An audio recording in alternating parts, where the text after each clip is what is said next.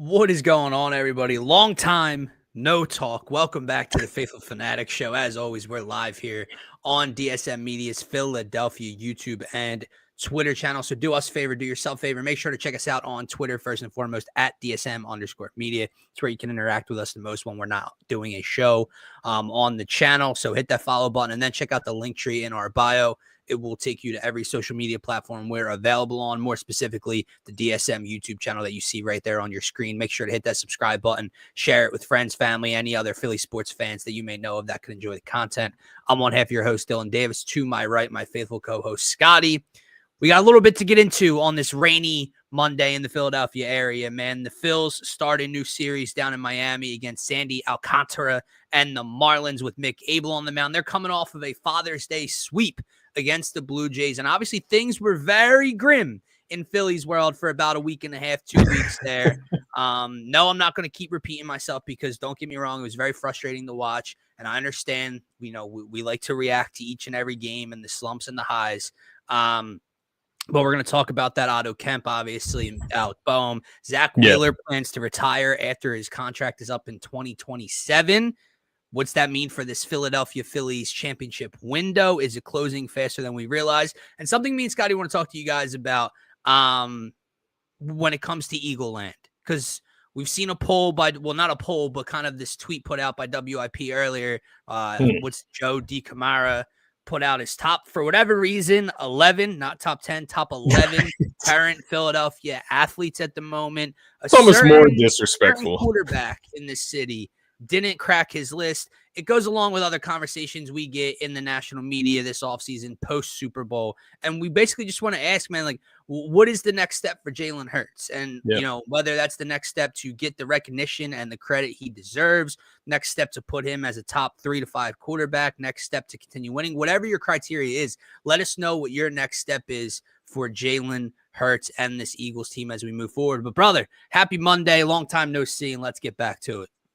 Yes, sir. I'm happy to be here, man. It feels good. I feel refreshed. We took a little break, a little hiatus, and just get the mental right. get your mind right. Get the body right. I know we've both been doing that over the last couple weeks, and not just filling air with dead space. We want to get on here and talk about stuff that's actually happening. So I think we are to a good spot in the summer where we can get content out consistently.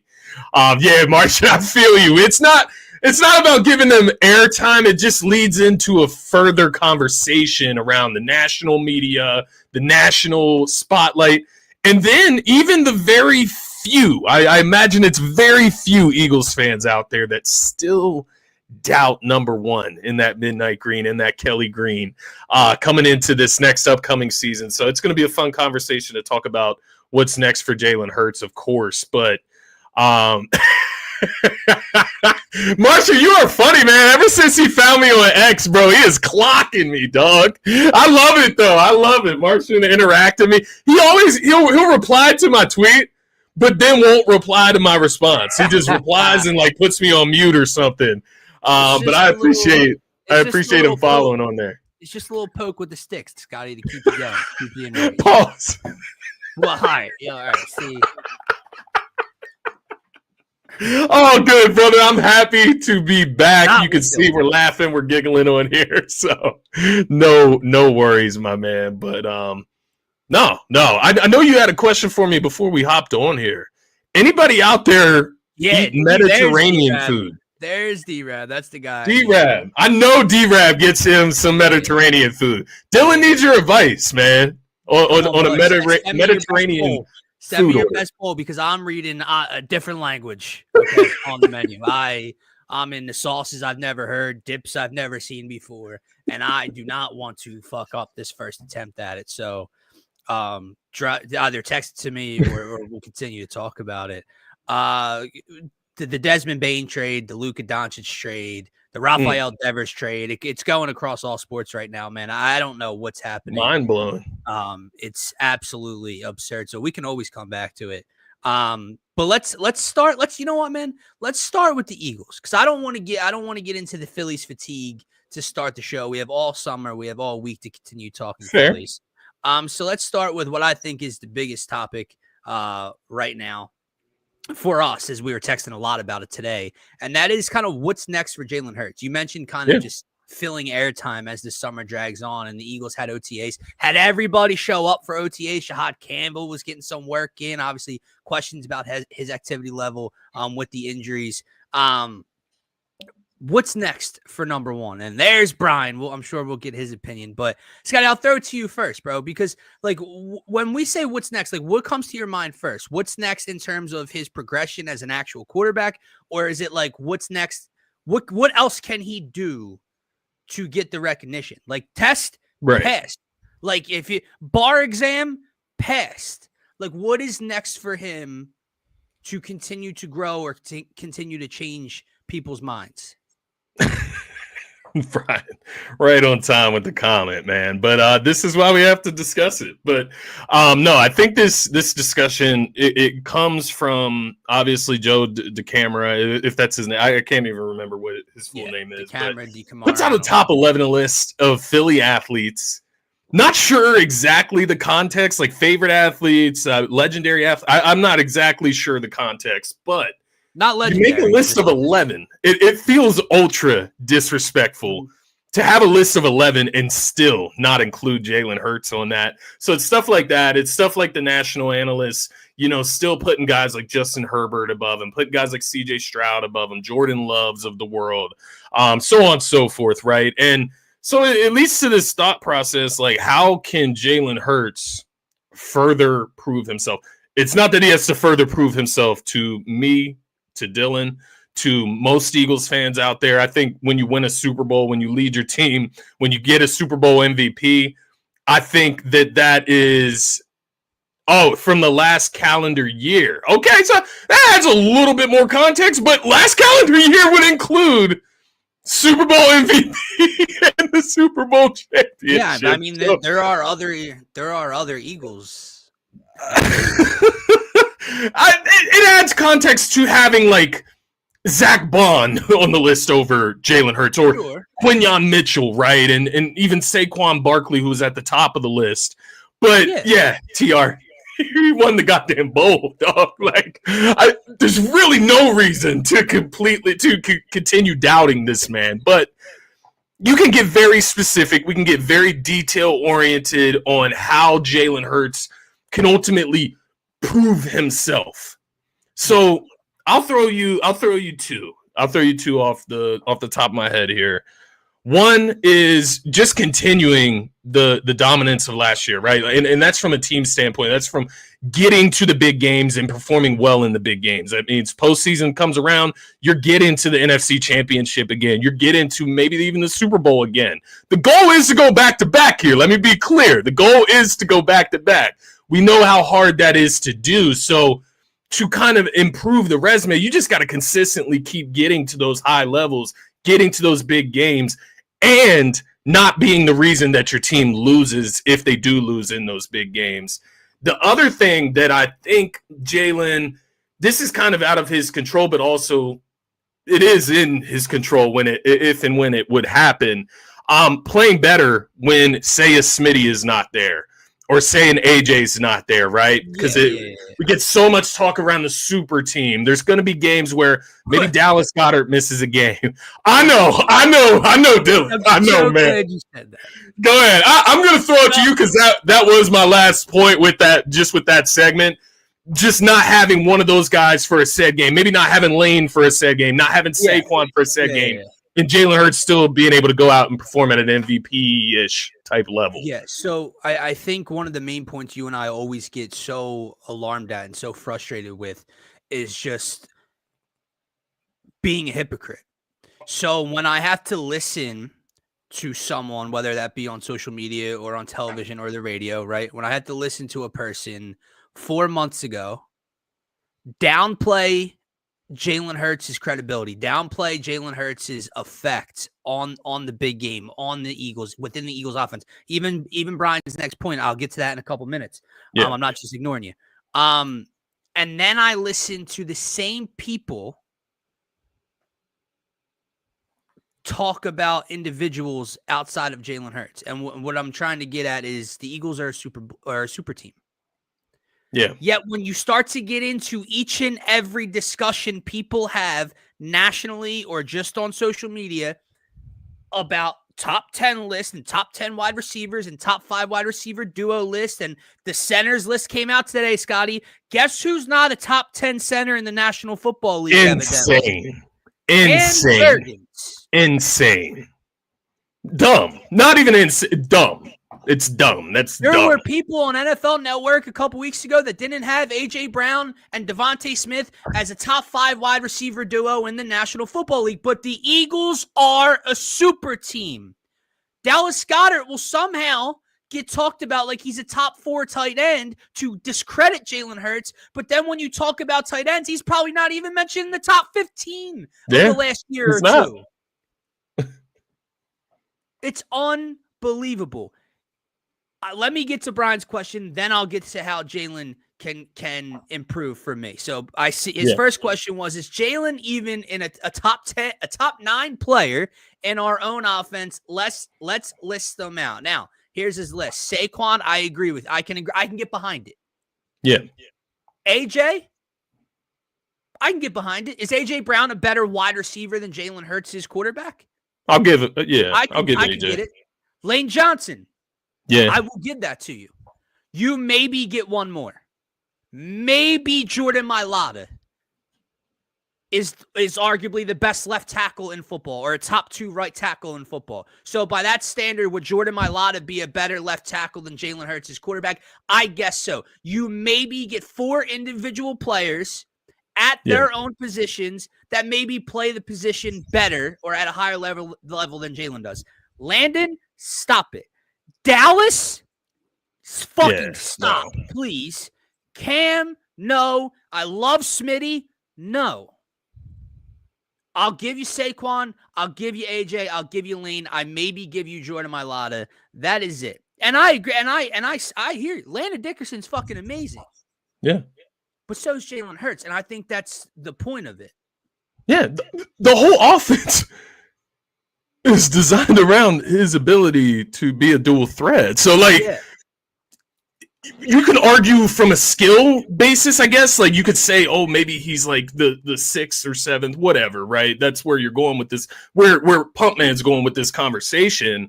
But most important players to the offense, I don't think there's any argument. I think AJ, I think Lane, and I think Saquon would be the only ones that you could argue from that perspective, that argument, right? Which is importance in the offense. So, yeah, I don't understand. Look, man, if the Eagles don't have Dallas Goedert, do they win the Super Bowl? Yeah, I still think so. I think so, yeah.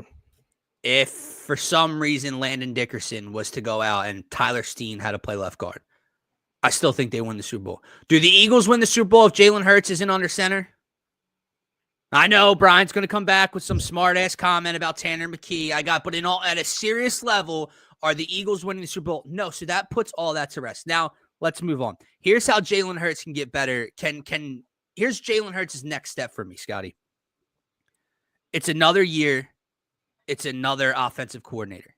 It's another play caller in his ear. Now, from the different things that I've read, is that the Eagles continue to are looking to build off of Kellen Moore's foundation as an offense in Kevin Patullo's offense. So it might not just be this whole revamp thing, another year, a whole different look for Jalen. Yeah. But what Jalen Hurts did in 2024 was grow up here. And I don't mean up here in terms of leadership, in terms of mentality. The dude, since he's been like 18, is more mature and more of a leader than 99.9% of people you'll ever meet in your life or you'll ever see play professional sports. Yeah. What I mean is Jalen Hurts improved greatly at the line of scrimmage last year. Yeah. And that's the next step for me. I don't know what you can throw out there talent-wise. I mean, sure, we can say, let's keep the turnovers down. Don't hold on to the ball too long in this scenario. Don't fumble, whatever. Yeah, those things are always going to be a factor in any quarterback play. But if Jalen Hurts can continue to grow up here before the ball is snapped and affect the game before anyone can even have a chance to react, that is the next step. And that's when we start talking about complete and utter. How do you stop this offense? How do you stop this man? Yeah. No, I think that's a great point because you look at last year, you're right, especially in I believe it was like the last 9 games, he only had like 2 turnovers, something like that, right? Yeah. Across like the last 9 games of the season specifically, he put the hard hat on and he got his mind right when it comes to making those decisions from a turnover standpoint. To your point, I think that next step is understanding the risk situations, right? And knowing when to now take those deep shots, go through the middle of the field, use the middle of the field for the passing game. I think making quicker decisions, not taking sacks, right? Like that's the balance. That's the balance that we're talking about here, because the other side of what you're talking about when he gets his mind right last season is him holding the ball and taking sacks or getting rid of the ball, throwing it in inopportune situations and getting turnovers, right? So you got to balance that, but I think he can take the next step in his progress with getting the ball out quicker, knowing where to go with the ball. And to your point, keeping Kevin Patullo, who was here last season with Kellen Moore, and just adding on to that Kellen Moore offense. And maybe having, some of these guys in a second season, like a Jahan Dotson, who Brian mentioned as like a top 10 player in the offense. Hey, maybe he can come and have a better season this year. Second year in this offense, second year building that chemistry with Jalen. I think just knowing where your guys are, knowing the way the defense is going to attack you, it's all stuff he can get better with. The other thing, man, and this is something we've already talked about a little bit this offseason, and it's how the focus is going to shift. And I don't mean that like Saquon's not going to have games next year or that he's not going to go over 1,500, 1,600 rushing yards. I'm not saying that by any means. And to be honest, as I think through this, the counter argument comes to mind that did they not try this last year? But it is when they come and they say, we're not letting Saquon Barkley destroy us. We're going to stack the box and we want Jalen Hurts to beat us through the air. It happened last year, man. It happened. Do it consistently. Do it at a higher level this year. And I do think more defenses are going to make more of an effort to stop the run game, stop Jalen using his legs, stop Saquon. And I do think there are going to be way more opportunities this year for Jalen to expose defenses through the air, especially with that deep ball that we saw a lot more of in previous seasons compared to last. Look, the reason I bring up the line of scrimmage stuff is because that's what takes you. Like, we're so focused on like people calling him a top 5 quarterback. Is he in the Lamar Jackson, Josh Allen? Motherfucker, I got news for you. He's ahead of Lamar Jackson. He's ahead of Josh Allen. He's ahead of Joe Burrow. You know why? Because he's got the jewelry to go along with it. He's done things that those dudes had never been able to do. And I know those dudes can do things he can't. Jalen Hurts does not have the strongest arm. Jalen Hurts is not the most accurate passer of the football. He's a very accurate passer. He's not the most accurate passer. Jalen Hurts can run, but he's not Lamar Jackson speed. He's not Josh Allen's size. Talent-wise, there are things every single one of those guys can do at a higher level than Jalen Hurts, at least a little bit. But when it comes down to it, he has done the one thing they cannot seem to accomplish. And that puts him up here. Now, you get into the line of scrimmage stuff. Did Tom Brady have the greatest arm in the world? Was he the most accurate? When was he drafted? Yeah. What number was that? I think it was triple digits. Was it like the 6th round or was it the 5th round? Peyton Manning. Was he always the most intelligent with the football post-snap? There are things you can do. If Jalen Hurts can continue to grow up here pre-snap and control the game before anyone even has a chance to react, that's what takes him and this Eagles team to an even higher level. And I know that sounds crazy coming off of what they just did. Mind you, they scored 90-some points in the NFC Championship and Super Bowl. But that's what will make it seem like, the greatest show on turf in a sense, right? I'm not. Yeah. But so that's where I need to see Jalen. There is nothing that Jalen Hurts is going to come out and do talent-wise that is going to ooh and ah you next year. I promise you. If Jalen Hurts has not developed, if he doesn't have the strongest arm in the world, if he's not the fastest quarter, he's not just going to come out week 1 next year. You're like, holy shit, like a pitcher. When he had that to his arsenal, that's not going to happen. But if he can control the game, which comes with limiting turnovers because you are prepared pre-snap and you're getting the ball out where you want it, when you want it. That's what takes it to a different level. Yeah. Yeah. I think what you're discussing there is what makes it so hard to really analyze Jalen Hurts and get a good feeling on where he is ranked amongst quarterbacks, because he wins. He wins at the highest level. But you can't just go to the box score and look at what he did across the season and say, oh, that's top 5. Like, that just is the reality of it. But he wins, man. He wins at the highest level. You can say what you want about stacked teams. There's other stacked teams in the NFL that don't win at the highest level. And then when you're going to call them a stacked team to put him down, you cannot then in turn put the individuals down when you get into individual ranking. Exactly. Keep it consistent. Stop being hypocritical. That's a main topic in this discussion. But I think I just wanted to point out Martian's comment here. This is kind of my thought process when I'm thinking about this. I don't want motherfuckers to look back on Jalen Hurts and say Eli Manning, dog. Like, get the fuck out of here. So in my perspective, I don't look at Jalen Hurts as Eli fucking Manning, first of all. But in order to get him out of these conversations, what does he have to do? Because I just don't want to see him in these conversations. Can I be honest with you? And I think that's the biggest thing for me. There is no like outside of what? Outside of going back to back, outside of going to 3 straight and winning 2, maybe they lose it next year and then win. Like, outside of some ridiculous dynasty-like run, yeah. Right? Because you add in 2022, going to like 4 Super Bowls in 5 years. Outside of doing anything like that, there's nothing that's going to change that. And I've kind of started to live with that. Yeah. But if he does the things we're talking about, if he continues to grow in those areas, I think it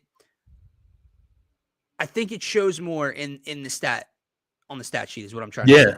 Yeah, it will turn into 4,000 passing yards. It will turn into 25 passing touchdowns, right? Like, that's. Let me ask you this. Speaking of like super team, we did have a certain number 26, arguably put together one of the greatest running back seasons ever. Is it possible for a quarterback to put up MVP numbers, production in this offense with this talent, with all this talent around, with 26 next to him? Is it possible? It's a tough question because, like, in theory, like, yeah, sure, they have all these weapons, but to your point, if Saquon is getting the rock in half of the snaps of the game, how are you supposed to get these numbers that other teams are relying on their passing game? Yeah. When we just simply don't have to rely on the passing game. Correct, bro. It's Scotty. It's riskier to pass the football than run it if you are good at running the football. Last year, and Jalen would throw for like 228. Yeah. And the opponent, the other quarterback, would throw for 297. Yeah. One slight problem, guys. Jalen would be win the football game. No, Jalen would be 18 of 23. Yeah. And the other quarterback would throw the ball 39 times. There's one ball. There's a certain amount of plays. Yeah. Some are like, you get what I'm so like everyone would look back at last year. Like I remember even with Brian, we would have this conversation all the time. I want a quarterback who can throw for over 200 yards. They're only throwing the ball 19 times a game sometimes because they had the best player in football to hand it off to. This is a great comparison, honestly. I think it is very fair, a very fair comparison. And, it's funny. Halliburton was voted the most overrated player in the NBA. How do people talk about Hurts as if he's overrated? So this kind of does make sense to me because he's a ceiling raiser, right? That's what Halliburton has done with the Pacers. And that's what Hurts is doing with the Eagles, man. I will say this to our points that we made here, right? Hurts getting better, right? Or progressing to a higher status, having better pass, whatever your barometer is for Hurts to show improvements or keep striving for success. How does Hurts age as a player, man? His legs, they get, he loses a little bit of the speed as the years go on. You're going to have to start passing from the pocket. You're going to have to start using your mind as well as it's connected to your arm. You're going to have to rely on the passing game from his perspective. He won't always be able to use his legs. So that's something to keep in mind as well, man. Hurts kind of needs to make these adjustments in order to have that longevity. I absolutely agree. But here's the beautiful side of that conversation is what's he, 26? You know what I mean? Like already got the Rook last year. Yeah. The Rook. Oh, that rookie's 25. And my guy who's the seasoned veteran, he's 26. So he's wise beyond his years. He's the most mature dude in any room you're going to walk into. Exactly, Abe. And to Craig's point, leadership equals wins, stats equal MVP. And like, my whole problem with the conversation surrounding him, man, is like, he gave the first part to you 2 years ago. Like, people act like he's like, oh, well, yeah, he shows up in big games, but he's not as good. You know what I mean? Like, he's not a Joe Burrow. He's not. The motherfucker was on his way to being league MVP in 2022 before the injury, missed 2 games, didn't win it, and then took his team to the Super Bowl. Like, so he's that check, win a Super Bowl, check. Like, he's done everything you want in a franchise quarterback, yet continuously gets disrespected. And then you turn on ESPN and they're talking about Dak Prescott and his legacy. What are we doing, dude? Like, we need to start having conversations about Josh Allen and Lamar Jackson, these guys that get praised to hell and back. Yes, they're very, very talented. Justin Herbert, very talented arm. He threw 4 interceptions in the playoffs this past season? I'll go with 4. I'll let him off the hook. Right. Was it 5? I don't know. It was at least 4. Let's say that. It was at least 4 interceptions in that first playoff game that Jordan Love turned the ball over how many times against the Eagles? But it's these guys that we're hearing compared to Jalen Hurts. For Christ's sake, Patrick Mahomes turned the ball over how many times? The big bad wolf, the baddest dude on the planet, on the biggest stage, turned the ball over how many times? A couple. Yeah. This is a good way to put it, Abe. I'm with a buddy as an Eagles fan. I never trusted him. Yeah. It's a good way to put it. No need to pad the stats. Just be a good leader. Yeah. There's a lot that plays into that. That was kind of my point from 2022 is like, it's almost as if like they keep looking for this next thing, this next gear. He's already given you the next gear with Miles Sanders. Yeah, like I don't quite get it. Like Saquon hasn't always been here. Like Joe Burrow's last. Oh, we've never seen Jalen Hurts. No, you saw Jalen Hurts put up MVP numbers. Yeah, it's happened. By the way, I hate to remind everybody, Carson Wentz had a similar season to Jalen Hurts 2022. So the question I would really ask, and exactly what you just said about Lamar and Josh Allen specifically, at least Joe Burrow's been there once. Yeah. When does that stop? Right. Carson Wentz was a phenomenal regular season quarterback. Now more got in the way than just he had 4 minutes of a playoff game in his entire career. Seattle. So there's a lot more that goes into his history, but you know what I mean? Like you can find really talented guys that can sling the rock, and hell, they might even win 10, 11, 12, 13 games in a season, Scotty. But there are a very select few over the history of this league that can do both, and that can put that stuff aside and win games in other ways. I disagree with this analogy. Joel Embiid's better in the playoffs. And we know what our Joel Embiid successes look like in the playoffs.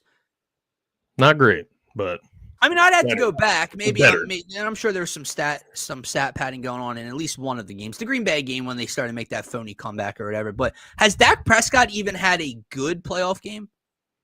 They beat Tampa Bay in like Brady's last year. They won a game, right?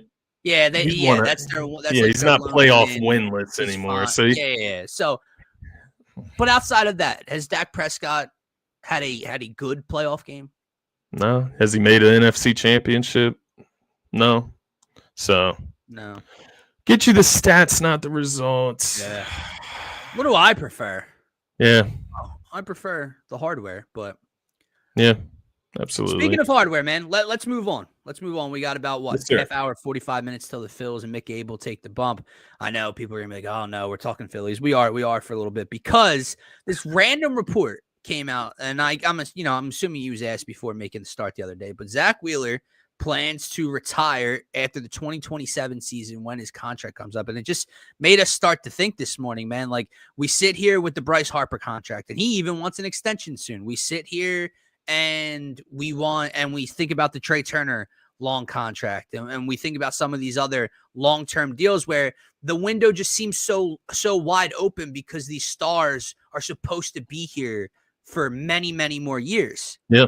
But with how important this man is and has been, and how successful he has been at the top of this rotation, especially in the postseason, does it worry you at all that the windows? Because my immediate reaction was, yes, you lose Zack Wheeler from this rotation, and we're talking about a different baseball team. Yeah.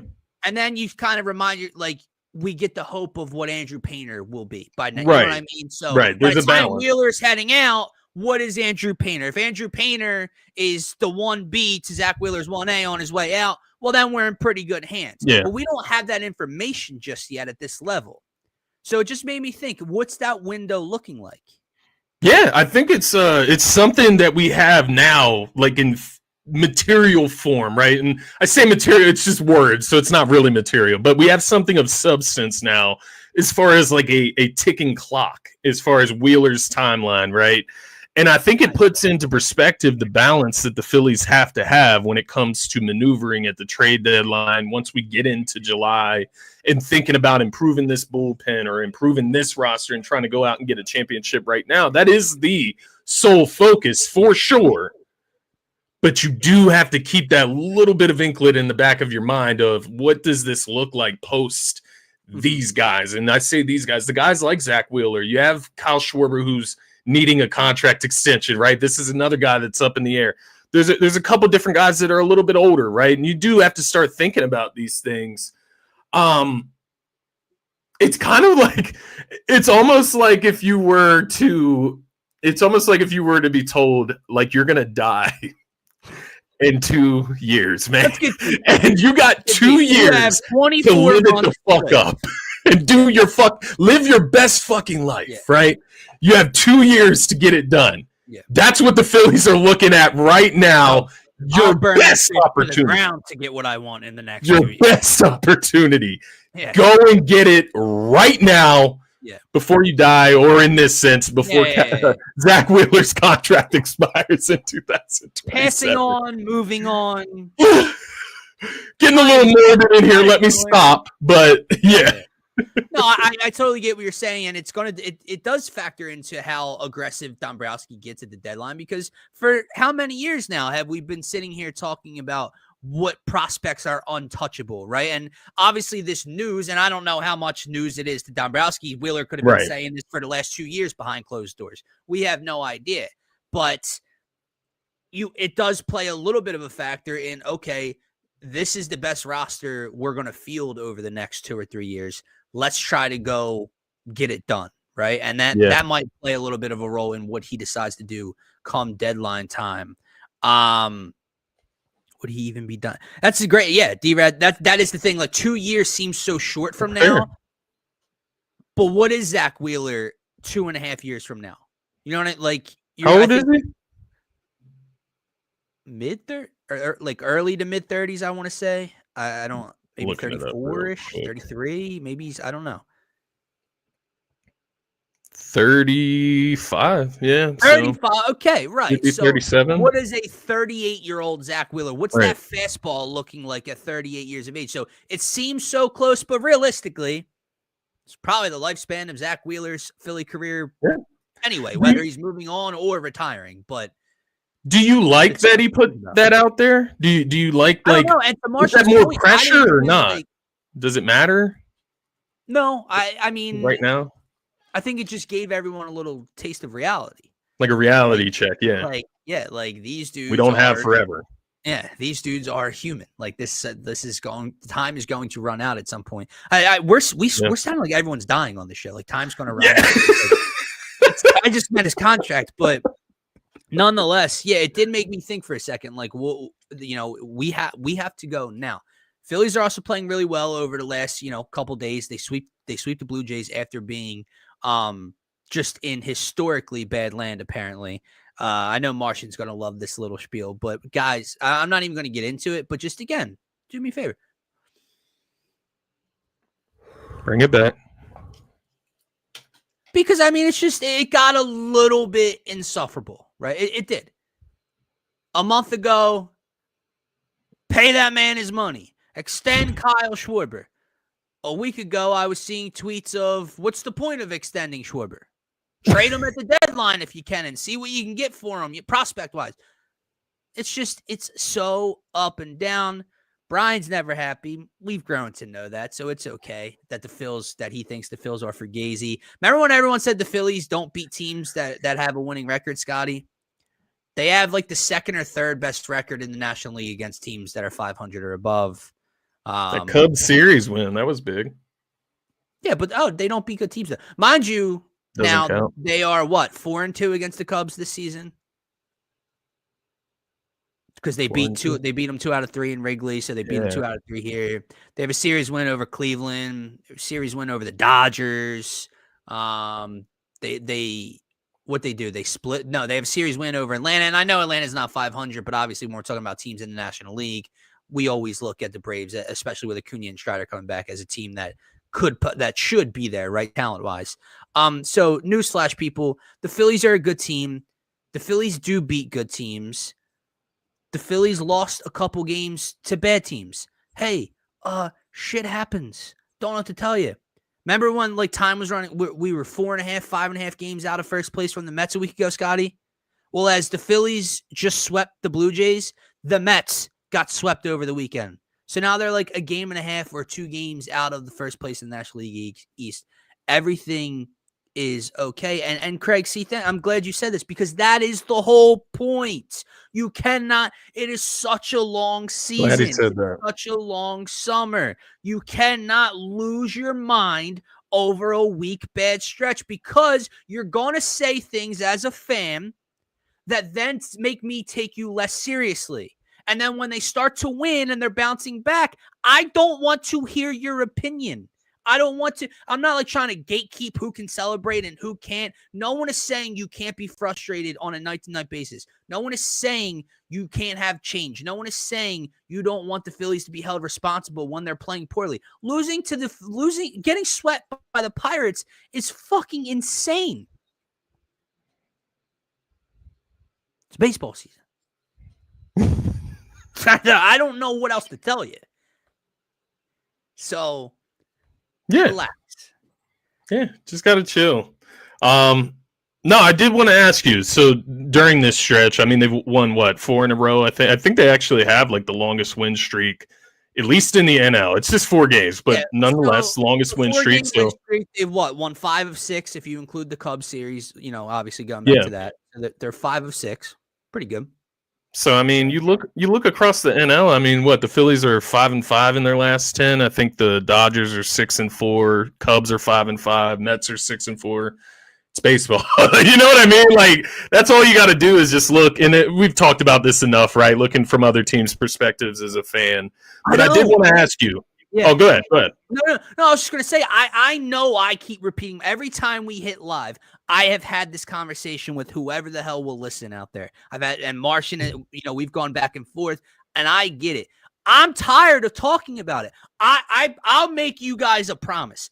I'll stop repeating this same spiel about relaxing and it's a baseball season if you guys calm the fuck down every time something goes south over the summer.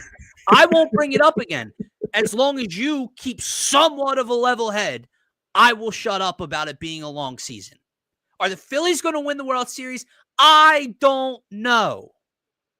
But they're a good baseball team. They're a very good baseball team. They are going to add at the deadline. And by the way, over the losing streak and this winning streak, they don't have their best player.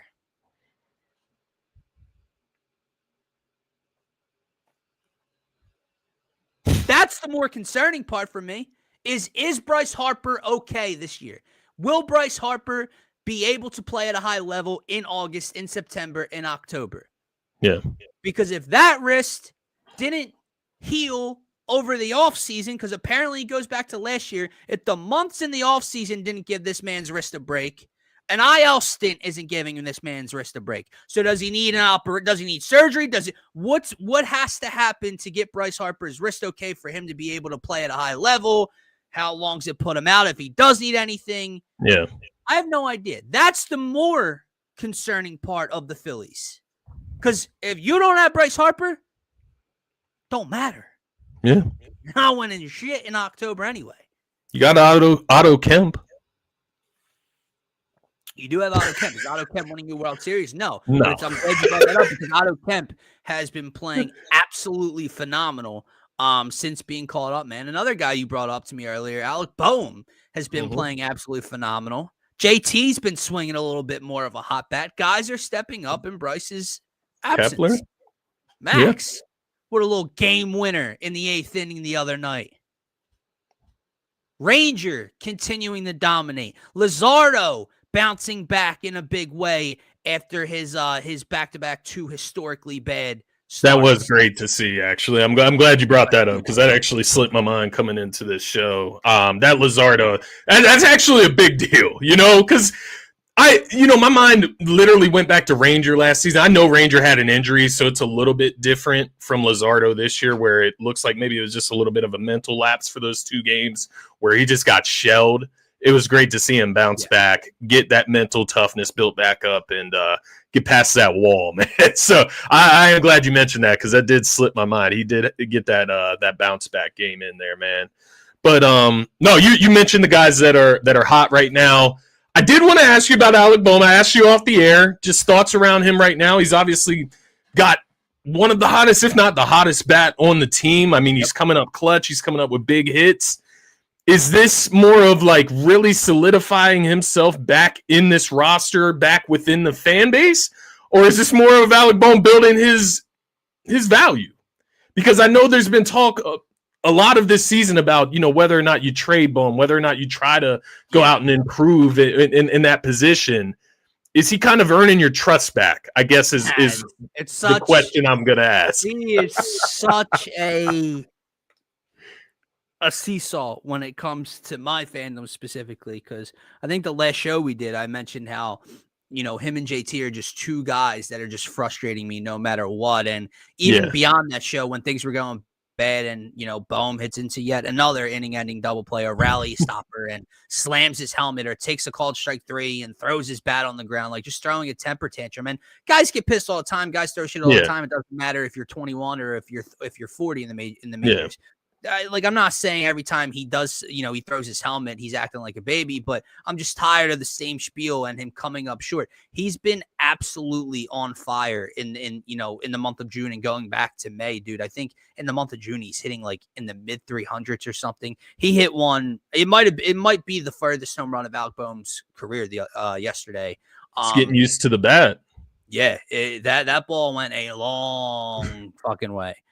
So that's the biggest thing. Can Al continue to hit for power? Can he continue to drive runners in when they're in scoring position? He's one of their most trustworthy bats right now.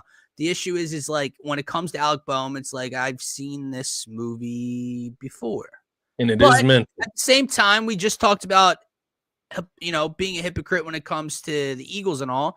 I would be a hypocrite if we've seen the Phillies movie before in the playoffs, and I'm telling you guys to relax and let's see. So I will give Alec Bohm the benefit of the doubt. It's the best case scenario for the Phillies if Alec Bohm can continue to do what he's doing, because it's just one less piece you have to be concerned about. What Brandon Marsh has been doing lately at the plate is the best case scenario because it's one less piece you have to be concerned about. At one point or another, when things were going bad, people started talking about how we need so much bullpen help. We need a catcher. We need 2 out of 3 outfielders. We need 2 outfielders. We need a third baseman. We might need a second baseman. He's concerning at the moment. But Alec Bohm, I will give the benefit of the doubt to right now and hope that he continues to swing a hot bat, man. Because the Phils absolutely need to, especially like I said, in Bryce's absence, you need the middle of that lineup. Yeah, no, I completely agree. D-Rab says, is Alec Bohm going yard tonight? Did he go yard? He went yard last night, right? It was yesterday, right? That he hit that absolute missile. He had a home run, 3 RBI. Nights for Alec. I don't know. Alcantara is terrible this year, dude. Like absolutely terrible. Phil's. What's the line at? Phil's team total could be interesting. The game's interesting in itself because I do like Abel a lot. They're minus 118, so that money line is clearly interesting. But what's the run line at? Total. The run line, they're minus 1.5 at like plus 140. My bad. Team total. That's what I meant. 4.5 at plus 110.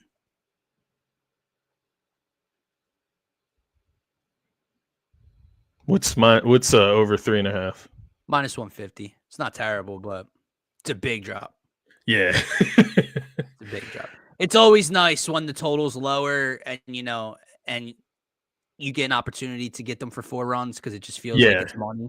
Like 3.5 minus 130 or, obviously better is great. Yeah. But 4.5, I mean, they have been scoring runs. The bats have been active lately. It's a little tough, but it's plus money for a reason, nonetheless. We got the Marlins. So we got the Marlins coming up. That starts today. Then we get the Mets. Is that in New York? Is that this weekend? Is it? It's a big series if it is. I haven't even checked. Let me see. Marlins. The 20th. Yeah, Marlins for 4. Yeah, and it's in Friday. Philly. Yeah, in Philly. Interesting. That's huge. Yeah, that's a huge series, man. That's all weekend. Friday, Saturday, Sunday. Does Dill want to get to the ballpark? Then you got the Astros in Houston. So they go on a little road trip after that. Houston and then Atlanta to finish out June. It'll be interesting, man. Craig's got us going 3-1 in Miami, and then the Mets will be a challenge. Well, that's a great point to kind of wrap up here, Craig, because this Mets series is going to be big from a confidence building standpoint, man, because no matter what the Phillies have done against the Dodgers over the last 2 or 3 years, no matter what they've done against Atlanta over the last couple of years, whether they beat the Padres or not, all that stuff is all well and good. What they're doing with Chicago this year has been good, but the Mets have been the thorn in their side. They've been the thorn in their side for quite some time now. Yeah. And then obviously the way that the postseason ended and we go to New York, and that's kind of when like the first wave of negativity hit this year, early in the year, when they looked lifeless at Citi Field and got swept by the Mets. You cannot allow that. You cannot allow them to come to this ballpark and if you win 3 of, let's say the Phillies either sweep or win 3 out of 4 in Miami, at that point you're talking about them what? Being like, if they're 5 of their last 6 right now, they'd be 8 they'd be 8-2 in the last 10 if they win 3. So you cannot take that wave of momentum and allow them to come drag you back down and create more separation within the division lead at the moment. Fans, the same thing, dude. I am tired of that disgusting orange and blue coming in here. They're on ESPN on Sunday Night Baseball on national television. I do not want to see the bank being taken over on hopefully a beautiful weekend in the summer. It's disgusting. Yeah. So everybody, including the Phils, show the fuck up. But before we get to the Mets, you got to start things off right in Miami to make Google set the tone. Mets are headed to Atlanta before they come to Philly as well. I know, so little nice little and I don't, you know what, man? I don't hate it either way. Obviously, Atlanta is like 8 or 9 games under 500. I would love for them to win the series. They'd still be way under 500, and it helps bring the Mets down, especially with us in Miami. But if the Mets win the series and just continue to punish and push Atlanta back in their hole, it's not so bad. It's fine with me too. It's the middle of June. We got a long time for things to take place in terms of standings, so it's all right. Sure. But guys, for myself, for Scotty, that's going to wrap up this Monday edition of the Phaithful Phanatics show. Make sure to subscribe, please, to the YouTube channel. It's the best and only spot to get to all your thoughts and comments. Pull it up here with us. Follow us on Twitter at DSM_media. Go Phils. Go Birds. We got the NBA draft coming up soon. Game 5, 2-2 series of the NBA Finals in about 2 hours. So make sure to tap back in on Wednesday as we're chopping it up some more. Have a great rest of your night.